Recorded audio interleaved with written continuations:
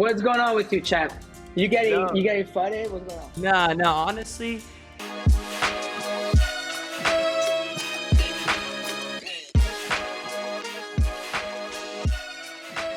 Mighty Action Heroes is the ultimate battle royale experience coming to the blockchain later this year. It's real-time multiplayer inspired by your favorite 80s action heroes from across the world. Run and gun has never been this much fun. Mighty Action Heroes is being developed by a team previously from My Crypto Heroes, YGG, Ubisoft, Activision, Blizzard King, and LucasArts, and is backed by Framework, Sfermion, Folius, plus guilds like YGG Southeast Asia, Ready Player DAO, Avocado DAO, and Ancient 8. Early access will be available for NFT holders by the end of the year, featuring a complete arena, a ton of guns, and pizza. Get ready to get access to Mighty Action Heroes with their upcoming Genesis Pass, soon to be announced, as well as the Big Bear Syndicate PFP collection minting in November. Follow Play Mighty Hero on Twitter for more information. As always, this segment, as well as all other sponsored segments on the show, have a material relationship with the ngmi podcast, so please do your own research, and this is not financial advice. Now, let's get back to the show. What's going on, guys, and welcome back to ngmi, the Web3 show, also known as the future #1 podcast in the world. Today, I am joined by my beautiful, sexy, wonderful, humble, and birthday boy co-host, K-Money69. Kev, how you doing? I'm doing great, man. How you doing? I'm doing well. And with us, we also have the famous, infamous, loved, hated, underrated, overrated, probably jaded, luscious locks, Pantene commercial, freshly shaven, OpenSea intern, Farokh. Farokh, how are you doing, bro? Good to see you. Yo. What's up, y'all? Thank you for the intro. That's a pretty funny one. And sorry for my camera. I keep playing with it. As you know, it's the first time I use a camera. So I'm still like fucking around a little bit with it. But hopefully that's good. No, I love to see it. I love to see the founder of a decentralized media company figuring out how to use a webcam. So really bullish on that. Dude. Really bullish on that, dude. Oh man, love that. Also, I just want you to know Champ has never given an intro that exciting before, so you should feel honored. I am. We do a little. We do a little learning via experience. Shout out to Zagabond. But yeah, Farokh, thanks for coming on the show, man. Where are you located? Where are you based? Obviously, you don't have to geolocate yourself, but around where do you hail from? Let me give you my address. So 69. Perfect. But I live in Montreal, Canada. That's where I'm located geographically. Very cool. Very cool. That's awesome, dude. So it's exciting to have you on. It's been crazy because like obviously like when I first got into NFTs like last summer, you've always been that guy. So it's cool to have that guy on here. Yo, that guy that can't figure out his camera setup. There you go. We're good. I'm not touching anymore. I promise. We're good. I'm that guy. It's okay. We're going to timestamp this because we know in like about 7 minutes you're going to switch it again. But dude, so okay, we'll see. But dude, I just wanted to if you like, do you mind giving us like a little bit of like a formal intro of like who you are? Yeah, sure. I mean, my name is Farokh Story, 28-year-old, founder of Rug Radio, based in Montreal, Canada, born and raised in Paris, Persian parents, both from Iran. So that's like my personal intro. No, but I've basically been like doing social media for a minute, and so I've been I started creating content on social like when I was like 12 years old, and then I'm 28 now. And in 2014, I found about Instagram. I got into all things like social media. I built a marketing media company out of there by building multiple channels across the platform. Fast forward to 2020, found about Clubhouse. I did this whole I started like hosting a bunch of rooms and whatnot, and then in February 2021, on Clubhouse itself, like I found out what an NFT was, and from that point, like I never looked back. And I was like, "Fuck it, I'm going all into this. Like it's fun, this is sick. I love the vibes of the community here, and like I feel like I'm at the helm of like this tech, and something's gonna shift, right? This like digital renaissance." And so I went right in, never looked back, and started creating content, on Clubhouse, and then we moved on to Twitter Spaces and whatnot. That whole switch around like June 2021, while the market was going crazy with NFTs and like collecting, creating, like doing a bunch of cool stuff. And then since I had already been doing media for like almost 10 years across social platforms, and I already built like a company, and I was already doing my thing. When it came to that, I was like, why don't I just do the same thing on here in Web3 and within this ecosystem, because that's kind of like my place in the space and what I'm already doing. And so we started Rug Radio one day on Twitter Spaces. Actually, we're just, we kept getting rugged. And, that's when I came up with the like Rug Radio, because like, we keep getting rugged by the Twitter tech. I'm sure it happens to you guys a lot. And so may as well call it that. And let's build a decentralized ecosystem where like everybody can like participate within it and like get rewarded for it. And then also empower creators to like start their own show, and take it to the next level and, educate and entertain people when it comes to Web3. So that's kind of the long story short of like, quick background. Because like if we go depth, like there's a bunch of podcasts already and whatnot on that. So it's like, I'd rather get into it with you guys. Yeah, no, for sure. And we definitely won't link any of those podcasts because they're not this one, so they don't mean anything to us. Dude, no. So you said you first started making content and like you got into like media about like 10 years ago. Like what kind of content were you making and like what did that look like for you then? Back then it was just, I was running like in 2011, I was a Tumblr kid. Like I was like running a Tumblr blog. It was super cool because like I was tweeting about this the other night, but like Tumblr's where a lot of like the memes, that culture and like internet culture, like, kind of started right back then. It was a lot of fun. And so I started luxury blog because my passion was like luxury, architecture, like fine craftsmanship, fashion. I was always into that shit. Like my first job was at 15 years old, like selling clothes, like jeans and like cool clothes at a clothing store. So I always like fuck with that, right? And so I started a blog like on Tumblr, just to like kind of just share my passion for that. And then like after 2 years, like I still had only 1,000 followers. And I was just posting a bunch, creating content, doing like really like, just creating a dope like page for it.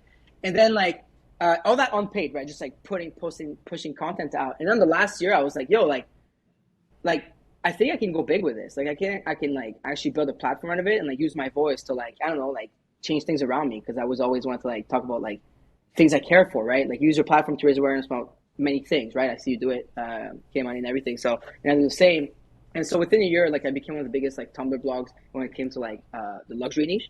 And then end of 2014, which I was talking about earlier, I moved to Instagram. I was like, well, everybody's on IG. This thing is starting to like slowly explode. Like it was when Instagram had under 100 million users. I think they're like nearing 2 billion now, but I don't have the last stats. I haven't been following up. And so everybody was always on their phone, like fucking consuming content all day long. And I was like, wait, like I could probably start a business on a platform, so grow an audience and like sell advertisement onto that because that's where everybody's at. Around 2014. So my form of content creation is like, we're just creating a bunch of content, had a bunch of different pages, like meme page, luxury page, nature page, travel page, life hack page, all this stuff. And I saw this like a distribution network and channel where I could sell ad spots on that. So my form of creating content was that. And then I went on to like helping people build their personal brands. And like I was selling ad spots to all this kind of people.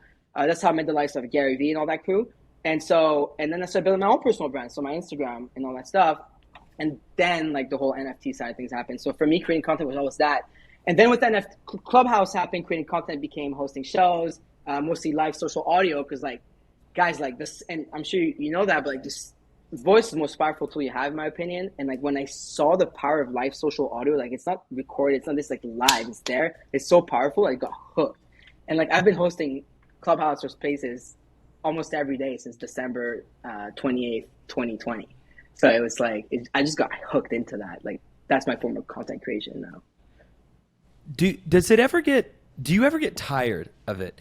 Because I like hosting spaces and I enjoy it, but sometimes whenever I've been on for a couple hours, I'll be like, fuck, man. Like, do you ever get tired of it, or do you just love it? Like, you don't care?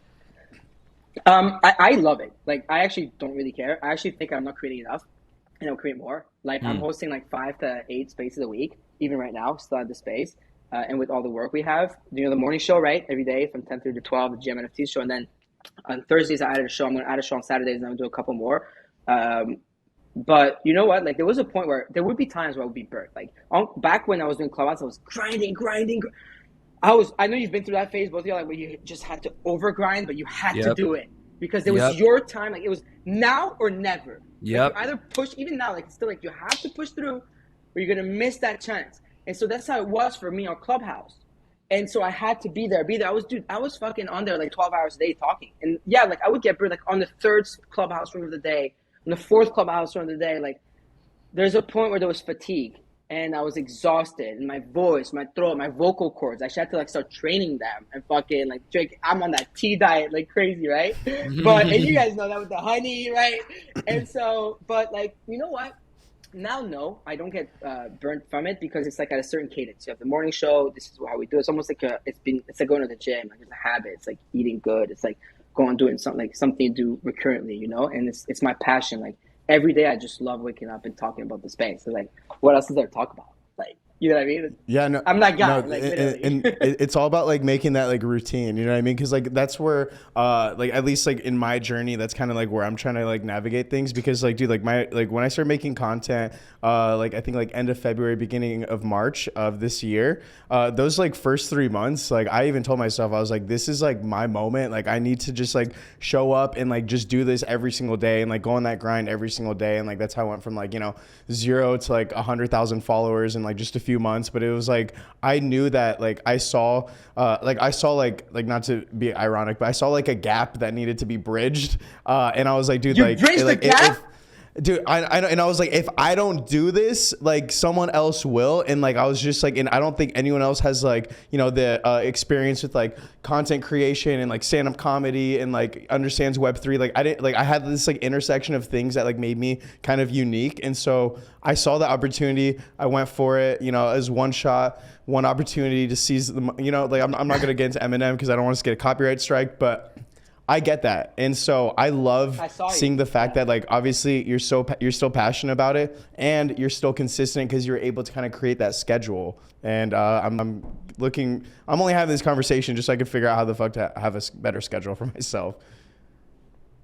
Yeah, that's exactly what it is, man. I mean, if you can't be that consistent when you're not passionate, because again, that's when you burn out because you're doing something you don't like. Whereas me, every morning I'm like, hey, like I said, I go to the gym, and then I have my show and I'm ready for the day. And it's like, it's super dope. And I think people like that when it's a certain cadence and they know when to show up for you because people have lives, jobs, kids, things to do, go figure, like outside of Web3. Not everyone is full-time Web3 or has a chance to be, right? And so it's important that you cater to that as well with a certain like cadence when it comes to the screen. Like I'm like you, like at some point last summer, I came back from vacation in August. I was in Europe for a month. I was like, yo, I'm at around 17,000 followers on Twitter. I was like, yo, this shit's going to pop. Let's go. I was like, let's go. Like, I'm back. I was excited. I was counting on the days when I flew back from France or London to Montreal. I was like, I can't wait to get back and just host like 10 hours a day.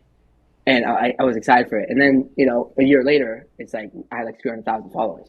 So it's like there's no secret. It's just like because you're out there like creating all this content. And it's really fun. But the important part is really passion, which like you touched on, or else you can't keep going.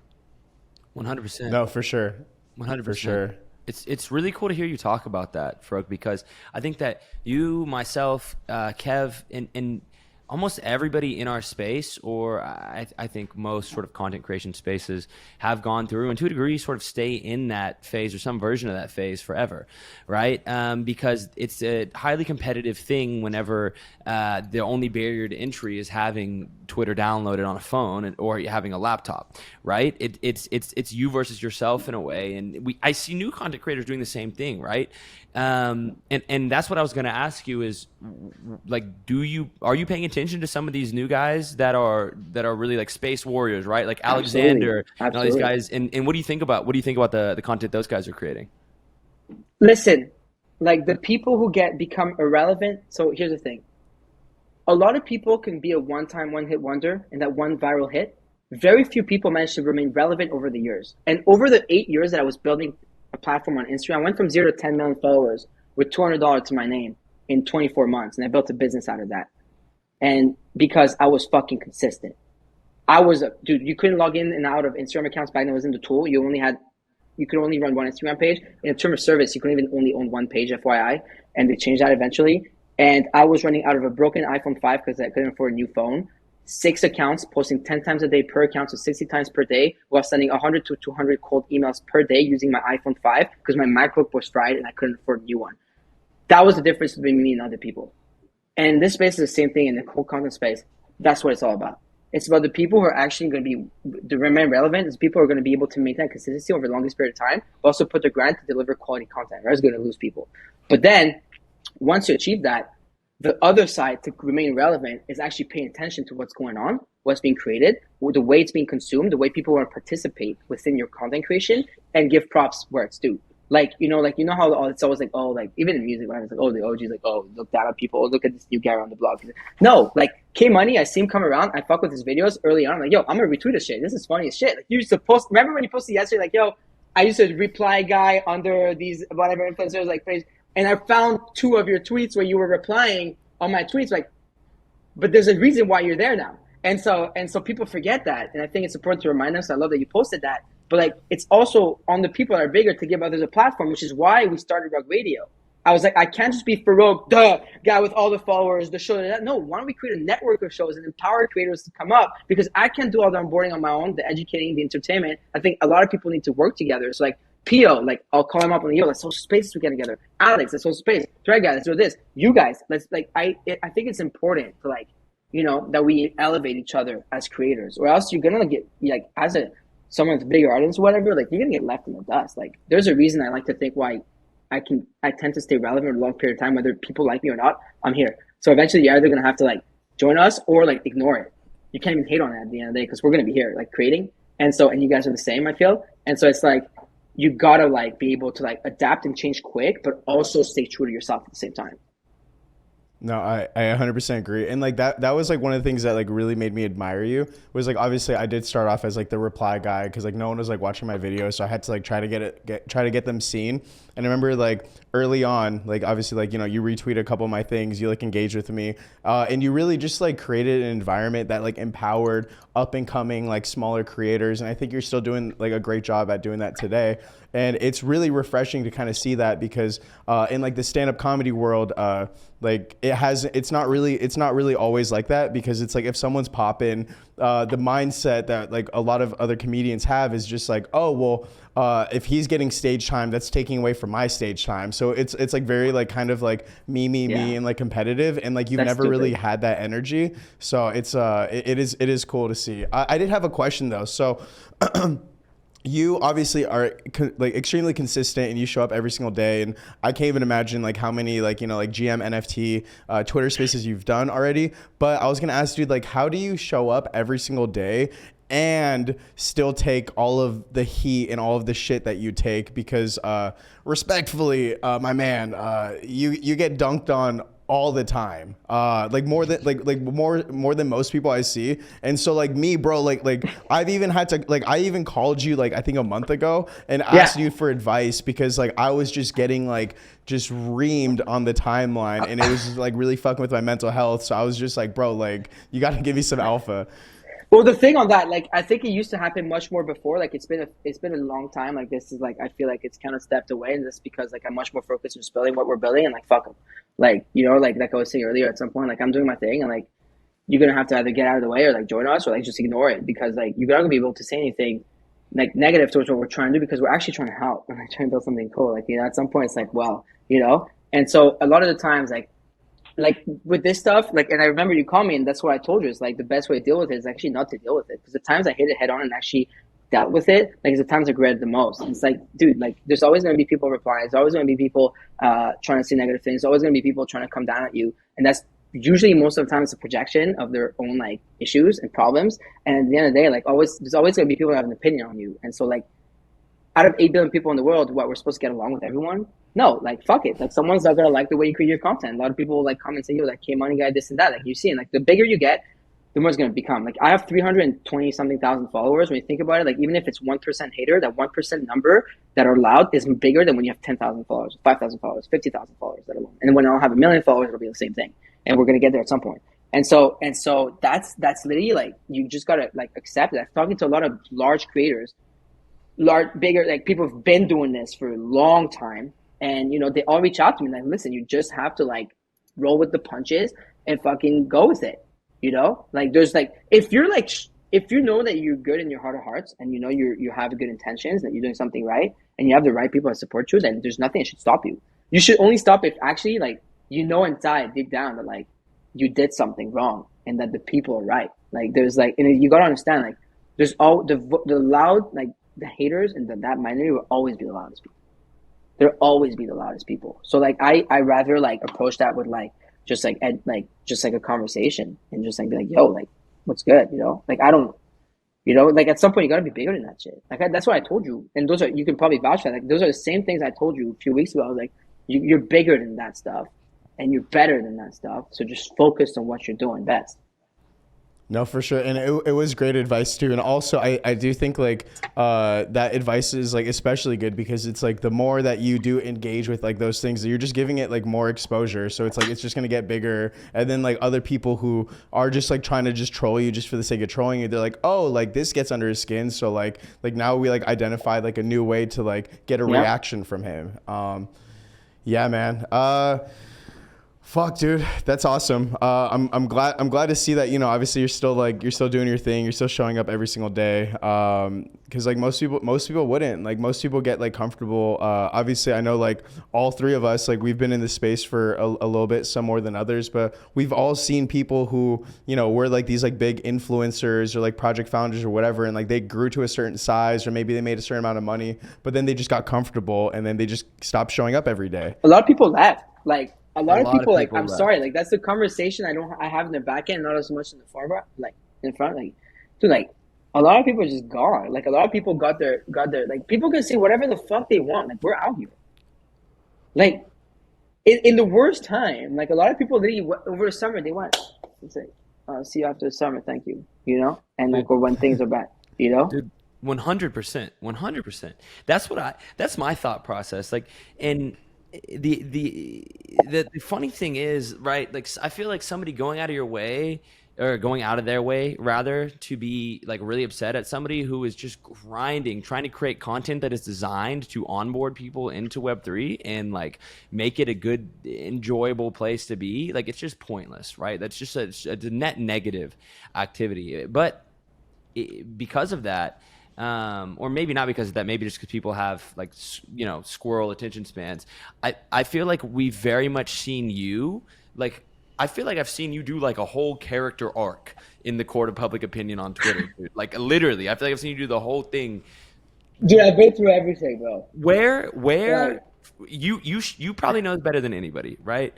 Like where did all of that start? Like how did the villain arc start that then turned into the where you are now, right? Like because I don't think it's like villain. I think it's people trying to depict you a certain fucking way. Like when you look at things that are going on right now in the space, just because there's many more people that are like at a point where they have a bunch of followers, like people are just not like counting like this. But like the same things like that were thrown at me a year ago are things that are not being thrown at people right now because like, oh, well, no, that's normal. Like you're allowed to take profits all of a sudden, right? But it was me, like you're not allowed to take profits. Oh, you're allowed to support a project. Like you're allowed to support a project and now you're allowed to support a project and take profits along the way. But before you weren't allowed, right? It's like really bad. Like you're not allowed to talk about it. And so this has ruined a lot of the space. And so I think like what people understand is like a lot of people actually came out of bad faith and we're trying to like say a lot of things. And the thing is, when a lie is told so many fucking times, people are going to start believing it. It's like politics 101. Like, and that's kind of like the ridiculous part of things. And at some point, it's like not even villain. Like I'm me, and like I'm a positive person by nature, and people wanted to pick. So at some point, positivity was bad. Like this shit, you toxic positive, bro. That's really bad. Don't be positive, bro. Okay, so should I be a fucking asshole? Like, I don't know how to be that, right? I actually don't know. And so the moment things start shaping is like the more the mature the market started getting, right? And that's been happening a lot recently. And I love the way things are going. The more people start understanding, like what you guys are going at, like, it's ridiculous. You used to remember that whole Blame Farokhs thing was funny. I think that was a big pivotal moment. Yeah. That was my favorite moment. And you know what, K-Money? Like a lot of it, like, oh, fuck, hold on. I can't see you guys anymore. I think here. Like a lot, I keep playing with my shit because even my lights are fucking with me today. Like, oh my god, I'm like, anyways. You're good, brother. You're good. Point being, like the thing is, like a lot of it came out with when you told me, like, remember we were in the video together, and I was like, you know what, like I'm not sure I want to do it, and you're like, dude, like if you don't come at it with humor, people will keep coming at you in some way, and if you know it's not like fair, not true, just go at it with humor. So the same thing with that, and so it was a thing where like I take a massive loss on an NFT and then I still get blamed for like doing something that I didn't do, right? And then that turned everything around, and I think that was good because look, like, you know, I'm just focused on Rug Radio, like all the things that I do. Like if there's something negative, a FUD or whatever, I'm a founder, so I have to protect 14,000 holders and what they invested in when it came to like buying these NFTs and like believing in our project. And so I owe it to them, and I owe it to my team. I owe it to people around me not to put myself in positions where people are just gonna hate. So you know what? Like I held back I took another 100K loss last week on an NFT. Nobody tweeted about that. Funny. And then like I'm just now just focused on building what we're building, and that's it. Like you can't say anything against that. It's like, dude, like facts don't lie when it comes to like, delivering what we're delivering. Yeah, it's like not to quote Eminem twice in a podcast, but it's just like, in 8 Mile on like the last like rap battle and stuff like that. It's like when Eminem went up, obviously, he just made fun of himself, because it's like, if you could take the piss out of yourself, then you're essentially like disarming other people from the ability to do that, because you're just like, oh, like you want to make a joke about me? Well, I'm gonna make a joke about me. And it's not that serious, like you gotta roll, like this is Twitter, this is their shit posters, or like you're dealing with billion-dollar fucking founders on the same platform, dealing with kids and their moms based on want to hate on you. Then you're dealing with everything in one big fucking group that everybody has the ability to tweet 280 characters and say anything they want. Sometimes out of pocket, out of their ass, and people will believe something and they believe, and then the second they scratch and deepen, like, oh wait, it's not like that. Like the thing is, like, it's just part of the game. So it's not that serious at the end of the day, and you have to be able to both, shitpost and at the same time be able to like know when to be serious and know how to deal with things. Like it's part of the game. Like, look, I'm the one who decided at the end of the day that I want an audience. I'm the one who, you didn't put the gun to the head of 322,000 people. They decided to follow me at the end of the day. Like sometimes I see a hater, I'll be like, but you follow me. And I'm like, oh yeah. I'm like, but you follow me. Like I didn't come to your house to make you follow me. So that's what also makes me laugh. The thing is, like, you got to understand, like, if you want to be a creator, you're going to have to deal with also people who tell you what they think about your shit. And some people don't like you. And if you can't roll with those punches, then you're not meant to be a creator. Amen. Yeah, Champ's having an issue dealing with that right now, Dealing with what? What's going on, Champ? What's going on with you, Champ? You getting flooded? What's going on? No, honestly, it was really cool listening to you talk about this mentally, sort of how you navigate it, because I think there's sort of this like universal truth that you learn whenever you begin to grow an audience, which is that like no matter what you do, right? Like no matter what you do, and it sounds cliche until you experience it, like literally no matter what you do, somebody is going to find a way to demonize it and call you the worst person in the world.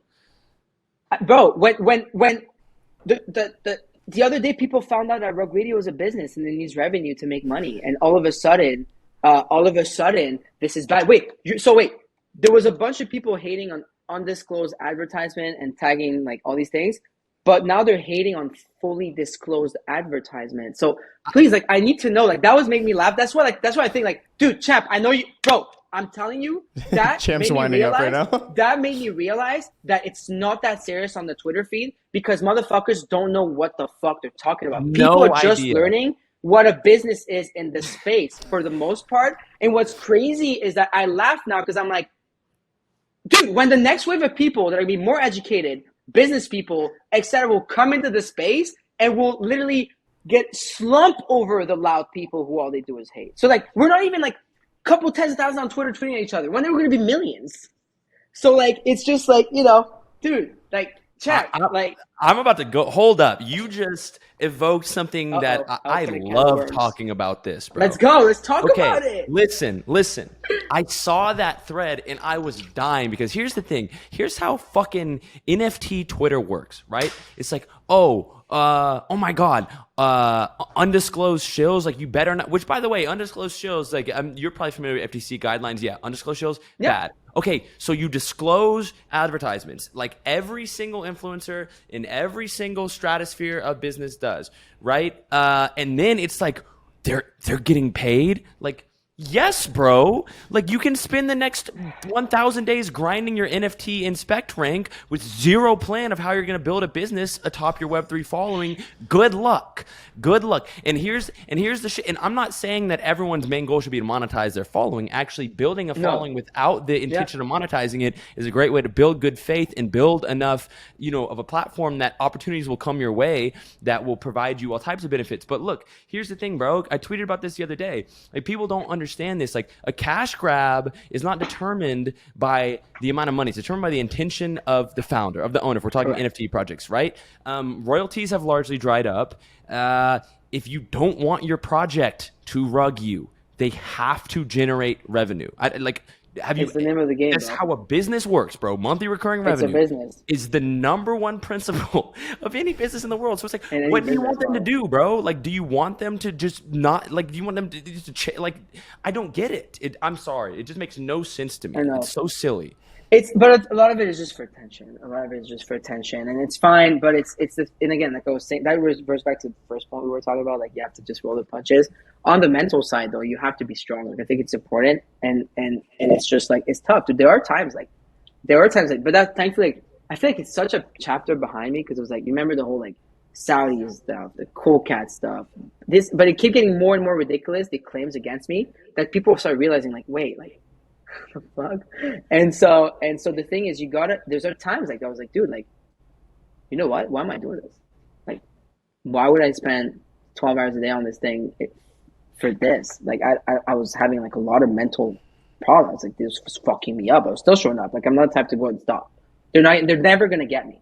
They're never gonna make me stop. Nobody's ever gonna get me to stop. I will tell myself if I feel like stopping one day, and nobody else. And so I was like, dude, do I say fuck this shit? I was like, you know what? No, I'm gonna get up, come stronger, build this fucking thing, and become so fucking successful with Reg Radio that people are gonna have no other thing to say about Farokh and about the team and about what we've done than yo, these people crushed it. And that's the mission. Like every day I wake up with this fucking like hunger. And I think that this is something everybody should like. I really like, even if you don't like, you have a large audience, you don't want to find a way, you want to sell ads, whatever. Find something that makes your time worthwhile, which is important because you still got to put a roof over your head, fucking food on the table. It's very important, right? Which is what we're trying to help with creators and help them like get something out of like creating content because platforms don't allow that yet. And within Web2 it's very hard. And I think Web3 fixes that, but it's going to take time, right? And so it's, you know, at least like find something that's going to make you keep going and keep creating content that you can actually sustain a living because people need that content at the end of the day. It's a product as well. So, you know, it's funny, dude. NFT Twitter is funny, but just know, like, also, like, for everyone on Twitter that hates on you, there's people in the back end that just don't feel like tweeting or aren't on Twitter, and like, there's none that actually support you. Like, so it doesn't matter. Let's put the sponsored ad read right after that conversation right here and there. Let's go, do it. Get it going. That'd be amazing, dude. Fuck, I agree with everything you're saying. So I just want to kind of take it back. So you talk about like Clubhouse, you know what I mean? And Clubhouse was like, that was like a really interesting platform because I remember, I think it was like during like the middle of the pandemic. That's when it started like really popping off. Yeah. Yep. Yeah. And so I remember because like the whole stand-up comedy scene, obviously like there's no open mics, there's like no comedy clubs are open. And then so like I remember seeing like a bunch of my friends were like hitting me up like, yo, like you gotta check out this Clubhouse thing. I'm like, what is it? And then it literally spread like wildfire. I remember like one of the first people I saw on Clubhouse was like one of my friends, a fellow comedian, Leah Lamar. And I remember she was she was crushing it on there. And it was crazy because like prior to crypto Twitter, everything like that, I remember seeing your fucking face with that gorgeous head of hair one time as I open up Clubhouse. I see like a fucking popping room and I see you, and then like, you know, I didn't really think anything of it. And then like as I'm like in crypto Twitter, I'm in there heavy, then I see you again and I'm just like, holy shit, is this that guy from Clubhouse? So like what was it like what was the thing that like made you decide to go hard on Clubhouse? And then also what did you think of the transition from going from Clubhouse to Twitter Spaces? It was, dude, like December 20th, 2020, I'm in Montreal, we're curfew 8 p.m. You leave after 8 p.m., you get a $2,000 fine. And 5 days, like it was very bad here. Like we were really, really, no gyms, no bars, no restaurants, nothing. Literally like zero dark 30 in Montreal. And so the only thing I could do is get on this app called Clubhouse because live social let me see what the fuck it's about. And so I opened a room with my friend Buster, and we had 2 listeners, but we went for 4 hours. We were like, let's talk about our predictions for 4 hours, fuck it. We went on. And then I realized the power of live social audio and voice. And I was like, let me come back the next day and next day. And I got hooked. Like I was like, wow, I can start conversation about like growing, you know, brand on social media because I've done it for 8 years. Like I only talk about things I know how to do and I've done. Like I don't like talking about shit I don't know about. Like, you know, so I was just like talking about this type of stuff and making friends and talking about these things and building my brand on there. I was like, look, like I feel like it's finding time for me to really build my voice, my personal brand, so helping other people build theirs across platforms and do something. And this is cool. And frankly, there was nothing else to do. Like, let's be honest, right? Like, fuck, I picked up chess after Queen's Gambit. I was playing chess till 5 in the morning and hosting Clubhouses all fucking day. You know, I was the Queen's Gambit. you know? And so, but like, you know, that's all we could do. You could only go for a walk and then you're home. You know, it's freezing outside too. It's like, you know, it's in Montreal, right? It's like negative 40 degrees in Jan Feb. So anyways, and then so I picked, like, that's how it was. And like, that was the phenom. Like Clubhouse kind of pushed out live social audio. It started the thing, right? And then all of a sudden, Discord stages, Reddit audio, Green Room for Spotify, Twitter Spaces, all of these came out after, right? And it's funny because every so often, every couple of years, usually every 5 years, there's a new platform that comes out of nowhere and takes everything. At some point, it was Instagram, Snapchat, TikTok, Clubhouse that spread this like live social audio, but then Twitter Spaces came about. And for me, like, I had become pretty big on Clubhouse and had my audience there, like 100-something thousand followers. The rooms were crazy. Like, we'd get like thousands. Dude, we were kept capping the app. We crashed the app before at 8,000 listeners. Like, it was crazy. It was just like stuff like that. And so and then the NFT frenzy went through, and like, we were just like, it was just fun for me to host artists, talk to them and whatnot. And then came Twitter Spaces, and I slowly saw like, well, Clubhouse is limited because I can only be on Clubhouse. Like, I kept sending people to my Twitter, and mind you, I didn't really have it. I had 0 followers on Twitter until like April 2021 or something like that, when everything started on NFT Twitter. And not NFT Twitter was wrong, sorry, like for like the Spaces, and like it really started picking up there. And I was like, listen, like, I got to adapt and change. Like, I've done that my whole life. I went from Tumblr to Instagram to Clubhouse to Twitter Space. Like, I was always good at seeing like trends, like where things were about to go. And so, so I was like, dude, I'm just going to do the same thing, but on Twitter Spaces. Like that. And the transition was like, I'm very like, it's just like a business. Like, I'm just like, you got to go, you know, like I knew that was it. You know, I was like, I got to build my audience on this app, because even though I don't like it, I didn't like Twitter at first, and I love it. I'm hooked, like everyone. But it's like, this is where I got to be. So even though the tech was awful and we kept getting rugged, I just kept going. And we were some of the first people to do that. And it was fun. And now to see like all these spaces, all people want to become Twitter content creators and hosts and this and that, it's amazing. Like, dude, it was dope. Like, one of the reasons I was catching most of the slack by this, because we were the only ones. It was like me and Deeds, like maybe 1 or 2 other people. There was a couple of people, like, there was nobody else with a large audience in the space when you think about it. You know what I mean? And now there is so many people to pick from when it comes to hating. So I'm happy. Like, you guys, the thread guys of this world, whatever, like, I'm so happy. Like, you guys can catch all this slack now. I can just sit back and just go my thing. But like, you know what I mean? Like, there's so many people. Like, when you go on who am I going to FUD today? There's so many people you guys can go and FUD. Like, you know, so, no, you guys, like, the reply guys. Nah. I mean, dude, oh my God, I was about to tell such a big lie on this podcast. I was about to say, I don't think Thread Guy's ever been fudded, but then I remembered the Azurballah reveal a few days ago. No, but I'm naming him because I fuck with him heavy. Like, you know, yeah, I, mean? I love Thread Guy. We love Thread Guy. He's killing it. Yeah, exactly. But Faroukh, I want to ask you something that I think a lot of our viewers would find useful, and I would probably find useful, right? A lot of people, like you said, want to be content creators. A lot of people have, you know, good ideas or can talk in front of a camera and can make videos or do spaces or write funny tweets, but very few people consistently amass an audience, right? And grow quickly, or even better, grow slowly over time.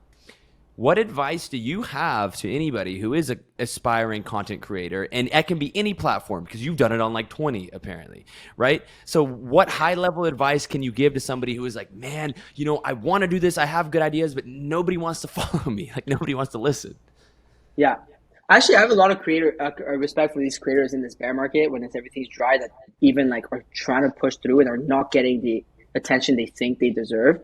But it's like, you got to just keep going with it. Like, you just, like, these content creators, the secret is that there's no secret. Like, consistency, quality, and put yourself out there. Like, you shouldn't be waiting for someone to see me. No, like, go out there, be that reply guy, reply with your fucking content, comment on people. On Instagram, I was replying to every single comment. I was like the comment king. I was CEO commenting on Instagram. I would come on people's posts, a reply guy everywhere. I would get a fucking tons of likes. Again, 150,000 followers in a year just replying to people's comments. But I was fucking doing it. You know what I mean? Like, that's what I did. It may be more, maybe less, like around those things, right? Once I started a meme page just for the fuck of it, we grew it from 0 to 200K followers on Instagram within 13 days, just because we were bored. And the way we did that, it was like we were just creating a bunch of fucking memes and replying to people, just because it was peak quarantine. It was like March 13th, 2021. Like, I had to leave Miami from Montreal because like everything was shutting down, you know? But we did it just for fun. And I did it on Tumblr, I did it on Clubhouse, I did it on Twitter. It's just like being active, like just creating a bunch of content and just like interacting with people, because there's a lot of people to pick from when it comes to attention. Because what you guys are taking from people, from me, for the audience, is like time. And so that's the most valuable thing anyone has. So you have to respect people's time. So you have to think that when you're creating content, you have to create content that is actually like also caters to your listeners and the general population, because they will pick this over that. And there's only so many hours in a day and so much time they can spend consuming content. And so you have to actually create good content. You have to actually like connect with people, network. And the thing is, like, Twitter Spaces, Twitter, like back then it was Instagram, like all these platforms made it so it's easier to even connect with these people. So you just got to go out there. Dude, when I was grinding Instagram in 2014, like a dog, like a fucking dog. Like I would just DM every single person that was starting, because there was only a handful of people starting a luxury page, or like having, like there was barely anyone with 100,000 followers on Instagram when I started Instagram. Now like everyone, their mother has 100K followers, and it's like I had to like DM people, kick messenger. Let's do shout outs. I had a schedule, and I was in law school, by the way. I'm a law school dropout. I dropped out after four whole years. Like I dropped out my last semester of law school. I was doing a double major in law and international relations. That's something a lot of people don't know about me. What? But like I was going through law school I started my business at 17 years old because I had to put food on the table. It's just how it was, just me, my mother, and my brother all our life. So I had to put food on the table. It was that, or I get a fucking boring ass job and fuck this shit. Like I don't settle for this stuff. So I was like, I was in law school. So I was like, I had to start a business. So I started my online business while being in law school. And 4 years in, I was doing good. I was looking at people around me like just be depressed and burnt out, and like wondering if they're gonna get a job for $60K a year and to fucking make coffee for someone else for 5 years. I was like, no, that's not what I want, you know? And so that's when I realized it's not for me, right? And obviously I'm generalizing, but like that was kind of the talk of people in the hallways, like, am I gonna get this job? Like they were scared, right? And so that was not for me. But anyways, like I was constantly like sharing, like share for share, like for like, but grinding it, like, dude, like now people think it's easy, but like I'm still grinding like crazy, right? It's like, dude, like how many people like since the last, like either falling off already, and you're already seeing people like either fell off or either stopped or gave up or not as consistent, or their content's not banging anymore, because there's so many much more creators now, and only the like people who can like create consistent quality content are around. There's no secret to it. Like there's literally no fucking secret. It's just like how bad do you want it. It's not about creating it. It's about how you're distributing it, because content is king, but distribution is queen. And a lot of people don't have the distribution side of things. They have the content side. Good. Pick up a camera. iPhone made everybody a fucking photographer. How many people can be out there and be seen? Everybody can tweet and become a shitposter if they want. But you gotta actually like have a distribution channel. And how do you distribute that? Well, you have to go grind for that distribution. You have to reply to people. Be cool. Be kind. Be positive. Want to deliver value back. Like if I'm gonna come to your table, if I'm gonna sign the DMs and ask you for something, bet that I already know what value I can drive to you, or else I won't even insult you by asking you for your time. And I think a lot of people don't realize that. Like a hey in the DM doesn't work. It's like always know what value you can bring, and there's a lot of ways you can bring value in many different ways. Like trust me, everybody needs help with something, and that's the approach I always had as a kid. And I'm still a kid. I'm only 28, but I still consider myself a kid. Just like grinding it and like building audience on multiple platforms, because I was never scared to like approach people, collaborate with them, and then just like grow and just like fucking even when I'm big, just keep showing up. Like, sorry, I went on a tangent here, but like you hit like a string that like I don't get to talk about a lot because we talk about NFTs all the time, but like that's literally fucking it. Like I've been doing it. Like I realized when I turned 28 a couple of weeks ago, I was like, fuck. Like I incorporated my business at like 17 or 18. I forgot what year, no, I actually forgot. Like it was something like that. Anyways, like, and I was like, I was creating content on Tumblr for 3 years, building an audience there, and I didn't make a dime. Like I had $200 on starting my business. Like, and I was like, fuck it, like I got to figure it out. So it's like, it's not that easy, So for content creators out there, just like fucking show up, pull up, be true, be real, like, and like just keep creating, And if it's not hitting, then I fix love it. You like really struck a nerve with me right now too, because it's like, bro, like I really resonate with that story a lot, because it's like people, like when I started like blowing up on like Twitter or whatever you want to call it, it's like people were like, I remember like seeing like a lot of like haters or whatever, just saying like how it's like not fair that I was like amassing a following like so quickly or like whatever. But what like people didn't know behind the scenes was like, dude, like the year before that, like I promised myself I was gonna make a TikTok a day. I made a TikTok a day for 6 months. I went from like, I think like 0 followers to 420,000 followers in 6 months, because like I had to show up every single day. And then all of those same sketches I would make, I'd post them on Instagram, and I would be spamming every single day. I would hit up at least 10 to 15 different like huge meme pages and like big pages like Complex or Fuck Jerry or like you name it. Been there. I was just sending them all the videos, and like they wouldn't, like most of them, 99% of them, they wouldn't give a fuck. And then now that I'm in like this like, I guess like kind of a unique position where I have like the intersection of like, you know, content creation, comedy, and like Web3, and like I was able to kind of like find this like kind of unique area for myself. Like I kind of like branched out and was able to excel in it because I have different like unique things that make me who I am. And now all those same fucking meme pages, guess who they're hitting up to try to get to work with them?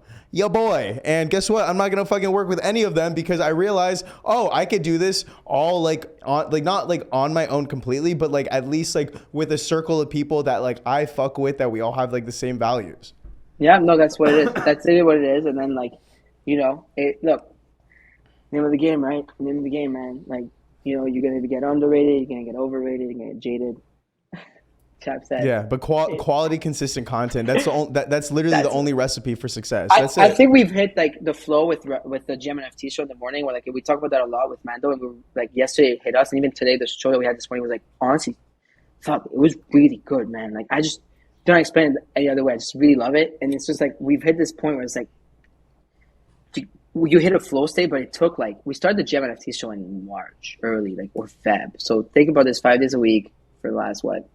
Somebody like 8 months, you know, 5 times a week. So it's like, and then plus all the hosting I've been doing before this and that, like it took a while. And now we're finally hitting our stride and we're getting that recognition. You see it on timeline. People are like, yo, like your feedback, but it didn't come like because like out of luck. Like we actually like, damn, like, dude, we've been creating it, like and it's tough. Like every day you have to have something to talk about for an hour and a half, and bring a guest and book a guest and do this, blah, blah, blah, blah, blah. And so now you're seeing that stride, but it takes a while to get into that stride. But you bet you, like, especially in this space, there's a bigger chance to be rewarded than in the space we were in before, I like to think, because first of all, the less people, there was even less people last year, but also like this is a space that really highly, you know, like highly rewards, that's what it is, rewards people who like show up and create good content, like, so we're really like, or community builders. So I love the shit. This is what I always say when people ask me like what got me hooked on NFTs. Like this was even back when I was first trading, right? But it applies to the whole space, dude. The whole Web3 space is like, I just remember feeling like, dude, I've tried a lot of things, right? Because I've tried a lot of shit. I've flipped, I've done everything, bro. Like I'm a restless guy, right? But I had never done something that I felt like the ROI on my time and effort was so high, right? And then I could be so rapidly rewarded. It like, you know, there's dopamine. Like maybe it's just because it's easier to get competitive advantage because it's newer, right? But I just came into this space and I felt like I'd never done something where I was so like immediately and visibly rewarded for putting in constant time and effort to make myself better than anyone else that I saw it like immediately around me. Do you know what I mean? That's what made me jump into the space. So I had been building community for 10 years. Like community building is like something I was always doing. I've always managed to build large audiences, right? And especially nurturing a community, right? And so, but I never got rewarded for it. Like no matter what it is, I had to start a business to sell media on pages. Farokhs was not rewarded for bringing community and building these audiences by Instagram on a large platform, though I've been millions of followers, tens of millions of followers. We're doing 250 million impressions a month across my network that I had built. And so never rewarded for it. And so what's crazy is that in Web3, you flip the script. It's like you create content, right? The creator gets rewarded for it, but the participant is consuming that content, gets rewarded, and then goes back also to the platform network you create. And that's exactly what Rock Radio is. It's like a platform, an ecosystem where creators like anybody can create content across all platforms and they get rewarded for creating that content and can reward the participants. And then the network grows as people grow. So it's literally like an everlasting, it's like, you know, that diagram, I don't know what the fuck it's called, but everybody drives value to everyone, like a network type of shit. That's how, I don't even know what the fuck it is, bro. But like, it just brings, like, it's just like everybody's winning, right? And so that's to me like, that you know, when he's talking about distribution earlier, I'm just trying to fix the problem with distribution in the space, which is distribution of revenue and distribution of content. And these are the two things that are flawed in Web 2, but Web 2 is not all bad. It's amazing. I love it because it got us where we are, but I think we can do even better and elevate that. So, dude, like, honestly, this is what this space does. Like, I saw, like, you tell me I'm a community builder. I've been doing it for 10 years. I didn't fucking... And then I come into the space and immediately you're rewarded for creating community, for building, for adding value, for all these things. And I'm super grateful for that. You know, like, this is amazing. I think there's nothing more beautiful than that. Like, it's like, dude, fuck, like, look at what we're doing. Like, we're having so much fun. And, like, at the same time, you can get rewarded 100%. For it. Finally. 100%, dude. Like, yeah, that was, like, obviously, like, aside from, like, just, like, loving to degen and, like, loving, like, crypto and, like, Web3 and, like, the technologies that it provides, that was, like, the biggest driving factor for me to, like, start spending my time to create content here. Because, like, dude, when I was on TikTok with, like, 400,000 followers, I had, like, 60 million views in 2021.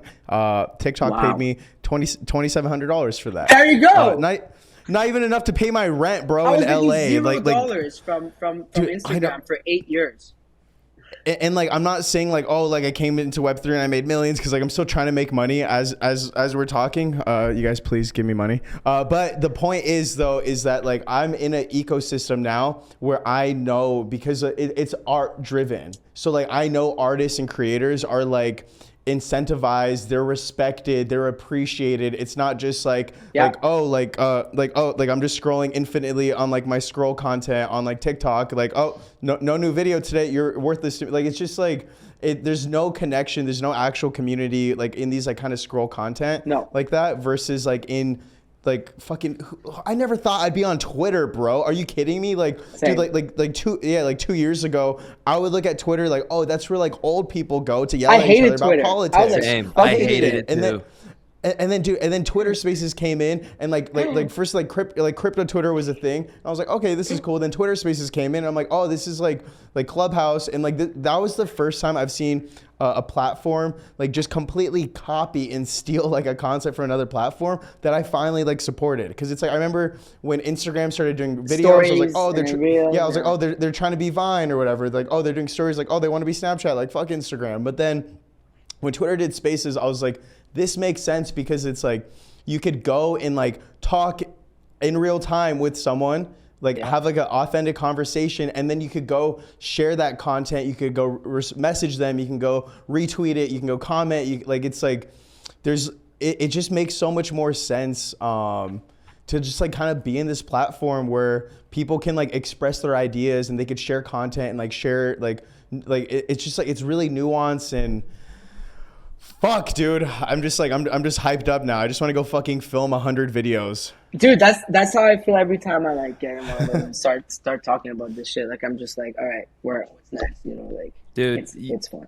It's like people look at NFTs and, you know what I mean? They're like, oh, like people are able to just, you know, whoever can launch this and raise like all this money. It's such a scam. And it's like, no, bro, there's just actually a culture that rewards people who create dope shit, and they can actually finally stop being disenfranchised and fucked by the media conglomerates who take everything. You know what I mean? Like, you go sign to a record label, bro, like you're not even getting paid. You're getting a loan. You're getting a loan. Like, it's you know what I mean? It's just crazy, bro. I don't know how anyone could hate that. You know what I mean? Like, yeah. It's tough, but you know, we're out here. Fuck it, we ball. Fuck it, we ball. I totally forgot this is like a Web3 podcast. So what were your favorite moments like from your time in like crypto Twitter and like in the ecosystem? Like what's like one of your like all-time like GOAT moments? Like it could be like, you know, beanies, like blue tweet. It could be like just like what's like one of your favorite like iconic moments in the space? Fuck. There's so many. I feel like there's a new one okay. every fucking There's month. one moment that was nuts. Peak euphoria. I'm in Paris. I have to take a train to London. Visa announces they buy a CryptoPunk. Someone comes out of nowhere, sweeps all of the punks all the way to 100 and something like $500,000 floor. Okay, I'm getting on a train to London. I'm on the train. 6529 buying the fucking Fidenza the Tulip for 1,000 ETH, which was $4 million at the time. Art Blocks is pumping. Every project is going to higher levels. Euphoria is complete. Like, these are some of the shits that it was like, those some of the times. Like, I remember the night I swapped my first punk for my second punk. The next day, this floor got swept by someone that bought 60 punks. It went from 25 ETH to 50 ETH. And the week after, they were 100 and something ETH, 142 ETH high. That was the all-time high. Like, these were like, the day I woke up, I get on Twitter on a Saturday morning, May 1st last year. All these apes on the timeline. What the fuck are these monkeys? Like, what is that? What is it? My friend's like, yo, you gotta buy monkeys. I'm like, fuck it. I buy my first ape 0.27 ETH. I buy my second ape 0.35 ETH. I buy my third ape 1 ETH. And go to Clubhouse. Ape rooms. Ooh, like fucking making like monkey sound, whatever the fuck, going on Twitter, like fucking around, creating like a page for like my ape. Like, I think it was one of the first apes that had its own like Twitter page, like Bored Ape something. Like, it was like, you know what I mean? Like, I did it right away. And like, we were euphoric because like we couldn't get punks, and it was like punks and just the apes out of nowhere. Like, these moments, like, I can't believe I was there. Like, I think back, I'm like, in 10 fucking years, like, if Yuga Labs becomes like mega, which is already big, it's already a $4 billion company, right? Like, we were there, like, when we were just making fucking monkey sounds on a live social audio. Like, these moments, like the Art Block summer, fuck, like, that shit was nuts. And like, dude, like, even like when I made that Cool Cat video, fucking pouring milk over my head, bro, like, they got 100,000 views, like, dude, like, or like the moment where I was on Spaces for 10 hours, I'm like, yo, I want to start a fucking media company that's decentralized. Who wants to help me build it? People came on stage, I want to help this. Like, we started Rug Radio out of thin air, like, on Spaces by talking about it. A couple months later, here we are. We sell out 19,000 NFTs, 1,000 in DAO. Here we are, months later, we've built a whole media ecosystem and a whole company with 12 employees, 20 hosts, and 14,000 holders, and we're building the damn thing. Like, all the, like, this whole, like, fucking 2021, like, this whole last year and a half, I wish it was all film, because I'm not gonna. I know it sounds like me, like, my whole life, like, that moment, flying from conference to conference, that whole year and a half was like a movie. Like, when I went to the first NFT NYC in November 2021, my first. So I had gone to February to November. That whole period was insane. That whole 6-7 months was nuts, bro. I got to New York. Everyone's like, yo, we meet everyone in the street, you know, Farokhs, whatever. You meet people like, oh my God, like, and it hits you. Like, I just fucking started crying, like, in the street. It was like the first time I cried in years. You know, like, something, I got a panic attack on stage. It was my first time speaking on the event. I got a panic attack. My hand was numb. I thought I was going to have a heart attack. And I just started crying, like, euphorically. I was like laughing and crying, like, but like that whole period, like, dude, like, and then February, like, everything's, like, it's just like, dude, I can't explain. Like, there's nobody that will ever believe me if I tell them the story of the last year and a half, because it's so insane. Like, one day you're just a kid hosting like this thing or creating content. The next day you're like, I don't know, like, going to a party, party with Steve Aoki because he's also a DJ, and then there's another party with a bunch of NFT DJs. You're all there, and like, you're going crazy shit. Like, you're buying these NFTs, and they're like flying and like trading, and like the whole like Twitter building an audience. Like, it's like the whole period. Like, even before, like, a lot of people are now content creators in space. I feel like they came in like straight creating that content like in the second half of 2021, but even the first half, like that Feb to like June, was nuts. Like, it was insane. Like, hosting like Clubhouse rooms on Clubhouse rooms, like life-changing moments, like icons coming on the stage, hosting some of the most historically significant auctions, like all these, seeing Fuo go from like selling out and then to be doing a shoot with Artifact and becoming one of the most important artists of our generation.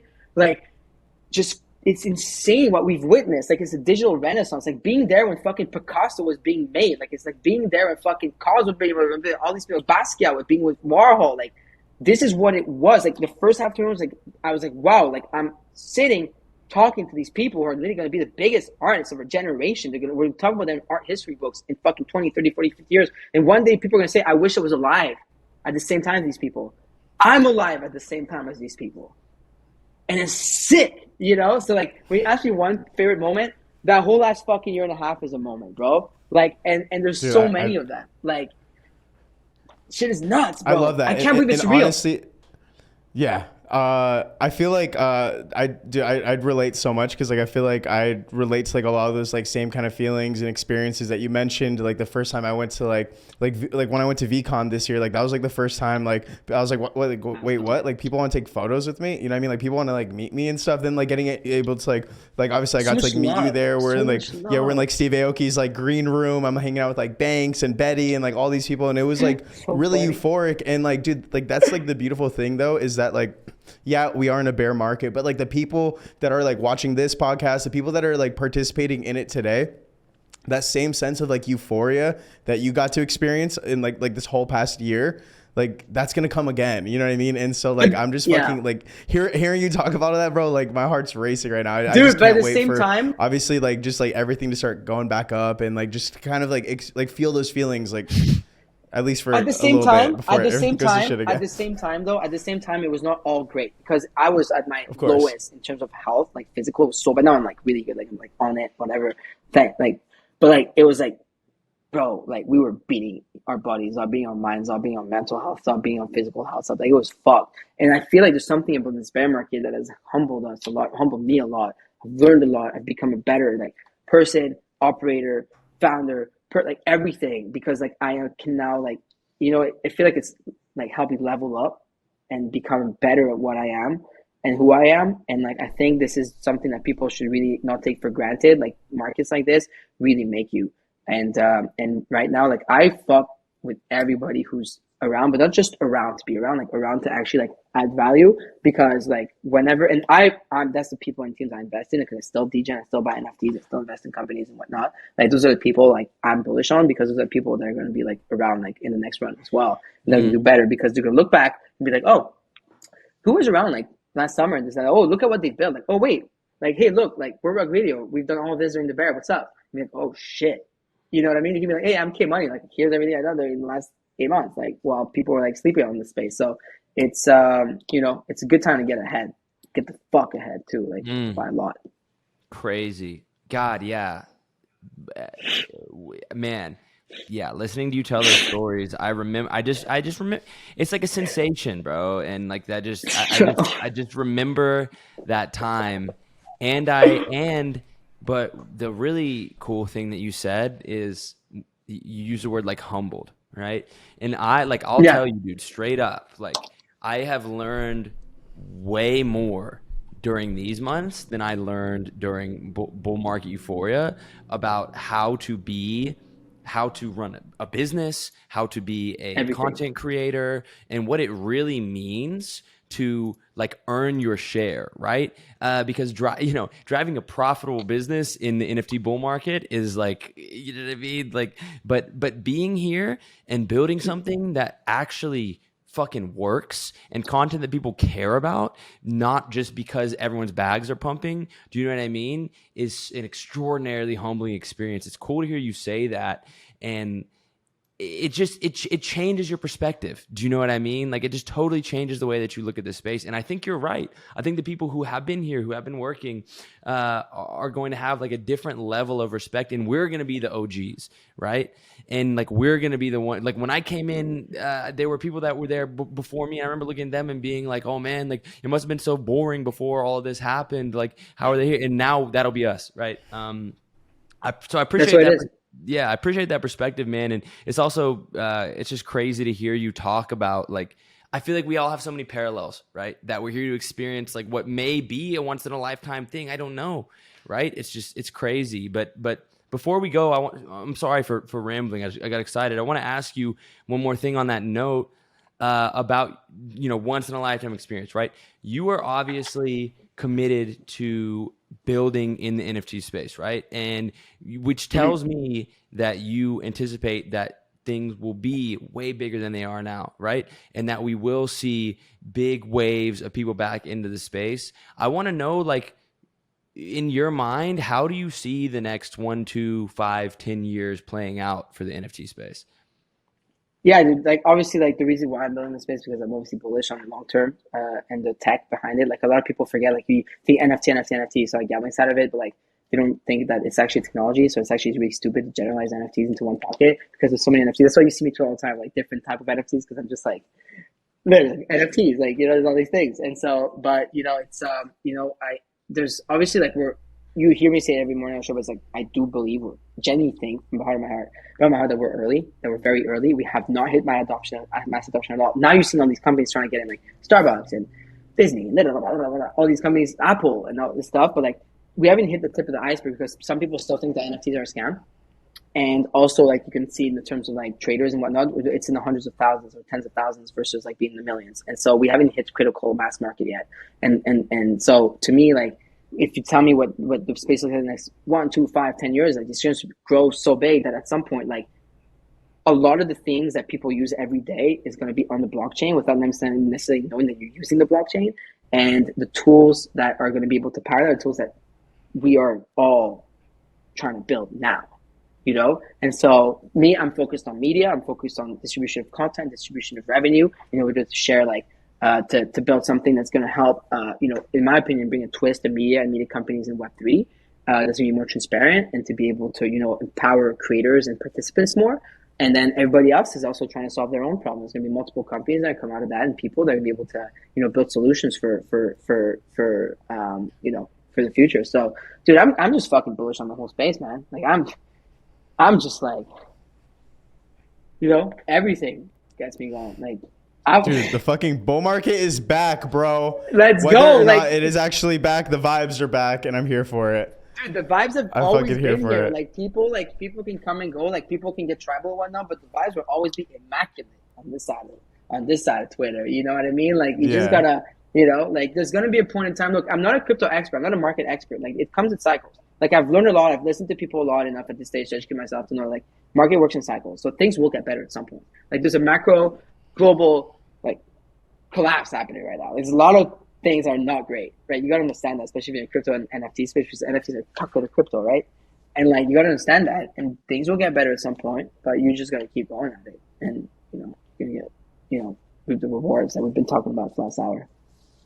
Dude, I love that, brother. Dude, thank you again for taking the time to, speak to a couple floor influencers like us. I do appreciate it. But yeah, man, this is a great conversation. I couldn't ask for a better one, especially on the day I was born. I think I'm about Happy to go birthday! Mint. Thank you, bro. Thank you. I'm about to go mint some baby photos. Let's go! Let me know what you Let's fucking go, dude. All right. I'm gonna buy that Sounds shit good, the bro. second you mint it, I'm buying it. Dude, say less, bro. All right, brother. Hey, brother Farokhs, man. Thank you again for coming on here, man. Thank you for having me, Champ, Kevin. I appreciate y'all a lot, man. It was a fun convo. Like, it felt good. So can't wait to see what people think. It was great, man. I can't wait for the people to see it. This was amazing, dude. Appreciate you coming on, and everybody, we'll see you next time at ngmi. Peace. Peace.